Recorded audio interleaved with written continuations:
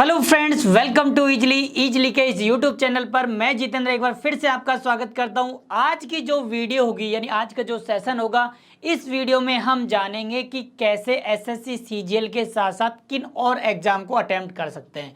जी हाँ, बिल्कुल मैं आज आपको ये बताने वाला हूं कि एसएससी सीजीएल अगर आपका मेन टारगेट आपने सीजीएल कर रखा है तो उसके साथ साथ में हम किन एग्जाम भी अटेम्प्ट कर सकते हैं।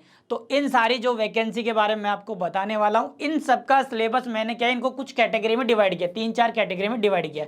उन सभी जैसे कैटेगरी फर्स्ट है, कैटेगरी सेकंड है, तो उन सबका सिलेबस लगभग सेम होगा। तो आप क्या करेंगे, सीजीएल के साथ में भी इन एग्जाम को भी अटेम्प्ट कर सकते हैं। क्योंकि कई बार ऐसा होता है कि एग्जाम डिले हो जाती है, हो सकता है वैकेंसी आने में थोड़ा टाइम लग जाए, कुछ टेक्निकल इशू आ जाए, रिजल्ट में थोड़ी देरी हो जाए, तो क्या आपको बीच में जो समय होता है, बीच का जो टाइम होता है, वो खाली समय आपको क्या बहुत ज़्यादा डिप्रेशन में लेके आ जाता है। कई बार ऐसा होता है कि आप डिप्रेशन में आ जाते हो कि भाई रिजल्ट नहीं आ रहा, क्या होगा, टाइम धीरे धीरे बढ़ रहा है रिजल्ट, या फिर वैकेंसी नहीं आई। अगर आपने प्रिपरेशन अगर आज से शुरू किया, आज के मतलब 1 साल तक कोई वैकेंसी नहीं है, तो थोड़ा डिप्रेशन में आ जाओगे। तो क्या अपने डिप्रेशन को कम करने के लिए, ऐसा ना लगे कि मैं खाली बैठा हूं, तो साथ में इन एग्जाम को भी आप टारगेट कर सकते हैं। अगर आप इन एग्जाम को टारगेट करते हैं, हो सकता है आपका सिलेक्शन हो जाए इसमें, तो आपको ये बर्डन महसूस नहीं होगा कि मैं खाली बैठा हूं, डिप्रेशन में भी नहीं आएंगे। तो साथ में क्या आप इन एग्जाम को भी टारगेट कर सकते हैं, जिससे आप क्या फिर अगर आपको एग्जाम मिल जाएगा एक बार, मतलब एक बार किसी भी नौकरी में सिलेक्शन हो जाएगा, तो आप वहाँ पे फ्री होकर आप सीजीएल की तैयारी कर सकते हैं। क्योंकि आपका मेन टारगेट तो क्या होगा, सीजीएल होगा। तो मैं कुछ यहाँ पे कैटेगरी में आपको एग्जाम बताने वाला हूँ, तो आप क्या है सीजीएल के साथ में इन एग्जाम को भी टारगेट कर सकते हैं, जिनका सिलेबस लगभग सेम होगा। क्योंकि सीजीएल के अंदर 4 सब्जेक्ट देखो कॉमन होता है, मैथ हो गया, रीजनिंग हो गया, इंग्लिश हो गया और जीएस हो गया। यानी ये तो कॉमन होगा, ये तो हर सब्जेक्ट हर एग्जाम के अंदर आएगा ही आएगा, यानी पूछा जाएगा।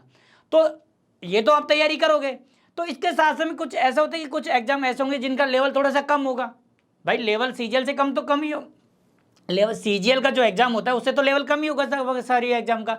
तो आप वहाँ पे इन एग्जाम को भी टारगेट कर सकते हैं। तो देखते हैं यहाँ पे क्या मैंने कैटेगरी यहाँ पे डिवाइड की। कैटेगरी फर्स्ट की बात करें तो यहाँ पे देखो, सीजीएल अगर आपका मेन टारगेट है, सीजीएल अगर आपका मेन टारगेट है, तो आप सीजीएल के साथ में देखो सीएचएसएल के भी एग्जाम दे सकते हैं, सीपीओ का भी एग्जाम दे सकते हैं, साथ में एमटीएस और जीडी का भी एग्जाम दे सकते हैं। इन सभी का यानी इन बाकी 4 वैकेंसियों का इनका जो लेवल होता है वो सीजीएल से कम होता है।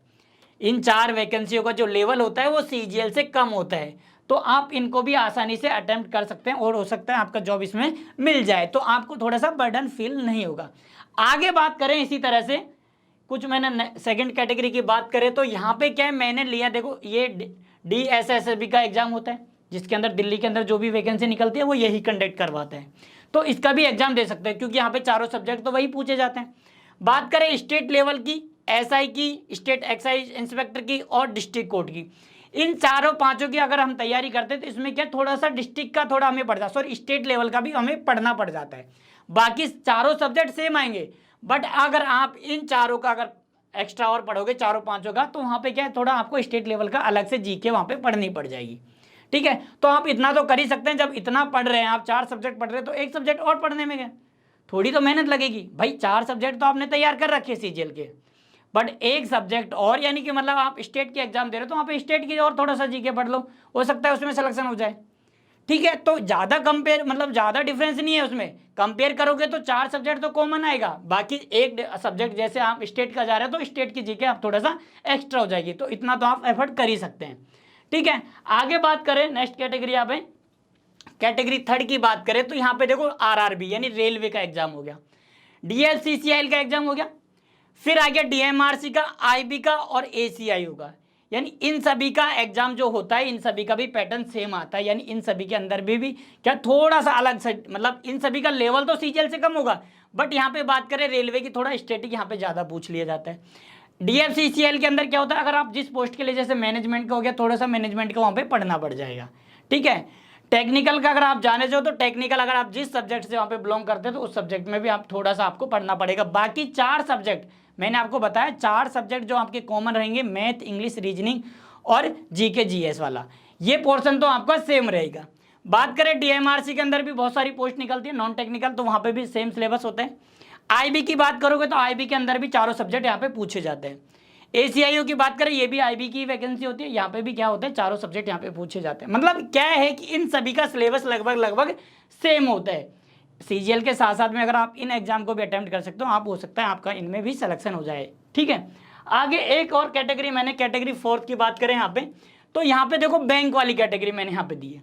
IBPS PO का एग्जाम दे सकते हैं, क्लर्क का दे सकते हैं, क्योंकि यहाँ पे बस थोड़ा सा लेवल बढ़ जाता है। मतलब जो SSC की रीजनिंग आती है और मैथ आती है उससे थोड़ा सा अलग आ जाती है। यहाँ पे आती सब्जेक्ट रीजनिंग है, पढ़ना आपको वहाँ पे भी पड़ता है, बस कुछ टॉपिक होता है जो बैंक में अलग से ऐड होते हैं।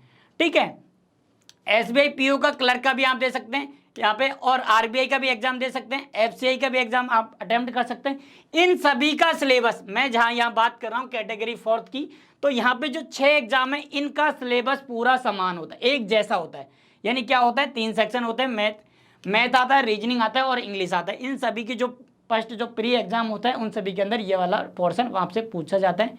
मैथ हो गया, रीजनिंग हो गया, इंग्लिश हो गया, सबका पैटर्न सेम होता है। तो आप इन एग्जाम को भी साथ में टारगेट कर सकते हैं SSC CGL के साथ में, क्योंकि कई बार SSC CGL का एग्जाम आने में टाइम लग जाता है, जबकि बैंक का अगर आप एग्जाम देखोगे तो हर 6 महीने के अंदर बैंक एग्जाम करा देता है। और सबसे शॉर्ट जो प्रोसेस होती है, सबसे शॉर्ट जो प्रोसेस होती है वो बैंक की होती है। अगर आप देखना चाहोगे तो देखो, एक बार जैसे इस महीने में अगर नोटिफिकेशन आता है तो अगले महीने में क्या करा देगा, प्री एग्जाम करा देगा, फिर उसके अगले मंथ में क्या करा देगा, जैसे ही प्री का रिजल्ट आएगा उसके 15 से 20 दिन बाद भी वो मेंस का एग्जाम करा देगा। तो सबसे जो शॉर्ट प्रोसेस होती है, सबसे कम टाइम में जो प्रोसेस होती है वो बैंक की होती है। तो मैं आपको ये बताना चाह रहा हूँ कि आप CGL के साथ में ये एग्जाम भी अटेम्प्ट कर सकते हैं, जिससे क्या है, आप जो दिमाग में जो आप प्रेशर लेके बैठ जाओगे, भाई एग्जाम नहीं हो रहा, टाइम डिले हो गई किसी टेक्निकल इशू की वजह से, या फिर कुछ और इशू आ रहा है तो उसकी वजह से एग्जाम अगर CGL का नोटिफिकेशन नहीं आया तो आप बर्डन में यहाँ पे फील करने लग जाओगे, टेंशन डिप्रेशन में आ जाओगे। तो वो डिप्रेशन को कम करने के लिए क्या करोगे, आप इन एग्जाम को भी अटेम्प्ट कर सकते हैं। बुजुर्ग कहते हैं ना कि अगर आप कहीं जा रहे हैं, अगर आपने भरी बस में अगर आप चढ़े नहीं, अगर कोई बस जा रही है वहाँ पे क्या भीड़ है, अगर आप नहीं चढ़ते तो आप रह जाओगे, क्योंकि हो सकता है पीछे बस कब आ रही हो। तो अगर आप भरी बस में भी चढ़ते हो तो क्या करोगे, हो सकता है आपको थोड़ी दूर खड़े रहना पड़े उसमें, बट आगे जैसे जैसे स्टॉप आते जाएंगे कुछ लोग उतरेंगे। ऐसा तो नहीं भाई इस स्टॉप से बैठे बच्चे सभी लोग बैठे और नेक्स्ट मतलब जो फाइनल डेस्टिनेशन होगी बस का वहाँ स्टॉप होगा वहीं जाके उतरेंगे, बीच में भी तो कुछ लोग उतरेंगे ना, तो हो सकता है वहाँ पे आपको सीट मिल जाए। तो ऐसा आपको, वही मैं आपको कहना चाह रहा हूँ कि अगर आप CGL तो आपका मेन टारगेट होगा, बट आप क्या कर सकते हैं, बीच में भी आप इन एग्जाम का भी टारगेट कर सकते हैं। ठीक है, तो दोस्तों कैसी लगी आपको वीडियो, ऐसी और वीडियो के लिए जुड़े रहिए हमारे साथ में। मिलते हैं फिर नेक्स्ट वीडियो में, तब तक के लिए bye bye, take care, love you all, जय हिंद दोस्तों।